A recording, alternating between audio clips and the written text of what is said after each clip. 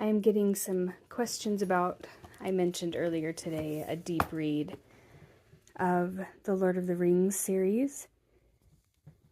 And so I thought I would just tell you a little bit about my morning routine. I do pretty much the same thing every morning. I have a nonfiction book that I read, either on my Kindle or the physical copy, and I knit while I read, and then I read this, and I am reading it with my eyeballs and listening to the audiobook.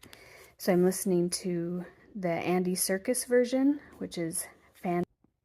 And these I kind of started with in mind. I've read this book before and kind of had these themes in mind, and then I will probably add a little bit more to it as I go. I really wanted to track, like, when there are female characters. So far I have 3 tabs. But for the most part, there's the dark purple is like poetry. Anytime like the bravery of hobbits or anything like that is mentioned, I've got this green, and various different things. So that has been really fun.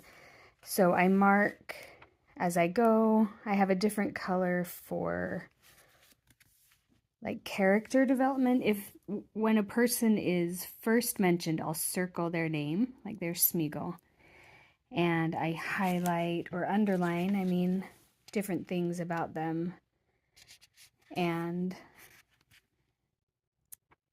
just keep track of it that way. The yellow is kind of like the evil or darkness moving through. So I also read poetry, and here's my journal. Oops.